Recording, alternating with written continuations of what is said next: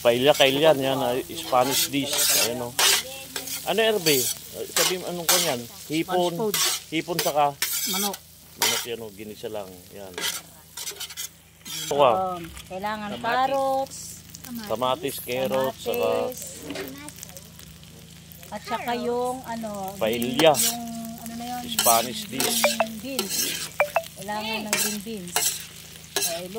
Turo mo rin sa mga ano mga nagluluto. Lagyan natin ng kaunti pang mantika. Medyo lakasan mo na yung apoy ka. After 5 minutes daw. Bayaan mo lang siyang Luis. Bayaan mo lang siyang ng mga 5 minutes. Itong manok ay pinag-brown ko muna siya. Muna, ha? Sa isang kawali, sa kawali na to, dito pinag-brown ko yung manok para hindi siya puting-puti. Okay? After ng manok, sinunod ko yung hipon. Ayan. Sarap na kailyan, no? Oo, isinunod ko to. Yun. Pagkatapos, ay pinabayaan ko lang, naggisa na ako ng bawang, sibuyas. After ng bawang at saka sibuyas, nandito na tong magulay. Kamatis, nilagyan ko ng 4 na kamatis, beans, pwede kang, actually this is mixed paella, typical Spanish dish. Bigas na, sige. Ngayon, ilalagay na natin itong bigas. Okay, itong bigas, 4 na basong bigas. Okay, pwede kayong gumamit ng kahit na anong klase ng bigas. Kung ano yung sukat ng bigas na ginamit mo, kung ito ay 4 na baso ng tubig na bigas. So ang magiging equivalent nun double. Okay, kapag 4 na baso ng bigas, dublihin mo yung tubig. Okay, so ilalagay ko na itong lagay ko na itong bigas. Warin mo. Yan, haluin lang ni Luis ang ating chef dito. Ating chef ko. Magsalita ka rin, mag-shout out ka. I-shout out mga kaklase mo. Shout out kayo dyan. Natagpuan ko na ang aking bago i-shout out mo si mama mo. profession. Yan. So dito, kapag naihalo mo na yung bigas, bigyan mo lang siya ng kahit mga 3 minutes na ma-absorb niya yung mga sabaw-sabaw. Pagkatapos ay lalagyan na natin siya ng broth. Yung broth na ginamit ko ay chicken broth. Pwede kayong gumamit ng seafoods broth, pero kung ito ay mayroong manok, so chicken ang ginamit natin. Bali, 8 basong tubig yung ilalagay natin. So in the meantime, ikalat mo siya, Luis, kalat mo. Spread. Kalat mo siya. Lalagyan na natin siya ngayon ng mga pampalasa. So ano yung mga pampalasa na ilalagay natin? Lalagyan natin ng tomato sauce. Ito pa itong mga sauce, green peas. Ilagay mo na lahat ito, Luis, ha? Lahat yan lagay mo. Ayan.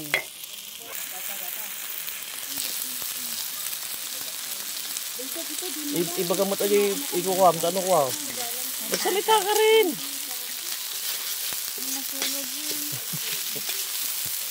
Malakas yung apoy. Tayo na. Ano nilagay mo? Ano ko niyan? Green peas pala yun. Yung ganyan lang.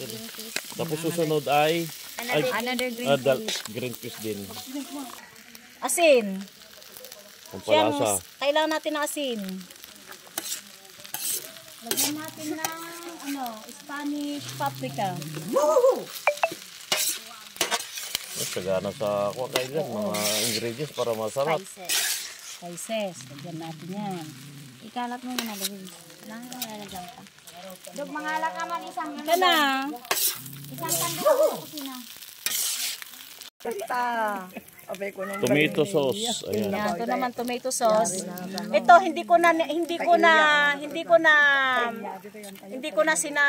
baso.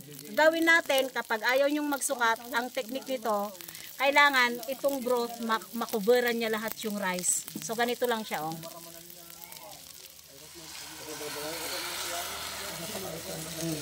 Naka-cover lahat 'yan.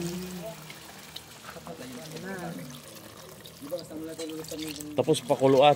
Siyempre hanggang maluto na to. Yun, shake pala ganyan na kailan. O, shake. Yun. Tawa sila. Hindi pantay oh. Hindi nga pantay. Bulldog pa nga hindi pantay. O sige, tumulong kayo para extra din kayo sa video. Yan, dapat Hindi ganyan ha, dapat kung ano yung linya, pare-pareho sila. Ayusin mo yun, babe. Hindi pwedeng ganyan. Ayusin mo, Bim. Para maganda yung Bulldog presentation? tabingi. Maraming sabaw dito oh. Alin? Ito pa ha. Mali yung alisin mo yung isang mga... Ayusin yung paglalagay dahil ito na yung Hawakan mo para adati for you. Yan. Ay, marami pang sabaw din dito. Walang ano. Magandang Mag-evaporate yan. Pantakit. Oo. Yung style na lang pang Foil. ang takip kasi wala Naku, pag napatog yan, papatog na lahat tayo dito. Yun! Gibien. Ganda. Ganda ng decoration, no? Colorful. Parang ang buhay, colorful. Ganyan yun lang. ilang tao nang kakain niya. Kung sangkan natin, hindi yan Kulang. Tikman nyo muna. Pwede na yan? Tikman nyo ba, yung asin kasi, aber. Yung asin. Alam nyo ito, pinagbisahan ko to. Kaya talagang marunong, yung mga pinagbisahan mo ganito. Ganyan ako. Dagdag pampalasa. Dagdag Dagdag aroma. Ganyan yung pinaggisahan. Nakadalak sama nito. Tabingi eh. Yung sushi ang anuhin mo. Luto. Tikman mo kung tama yung... Meron na siyang Luto to, mama. Dilaon yun. Ayun na. Matabang. Ayun yung asin. Hindi pwedeng ilagay ang bagoong, asin lang. Kaya nga nagtatanong eh. Kaya nga nagtatanong kung pwede. Okay na, hindi naman maalat siya. Tapos tatakpan na. Dapat yung bigas niya mapalot para nahimas. Yun. Dadikat no. Ayun, shake. Body dan, shake. Body. Ano na yun, Paella Valenciana na yun. Kapag Antipi, Paella Valenciana, dito, malakit ang gagawin pinulutin. So ito mamaya, ganun-ganun natin, no? Para mag-uniform mamaya yung luto niya, pagkaluto. Kasi Kapay noong mismo niya, alauna gringan. takpan nyo na.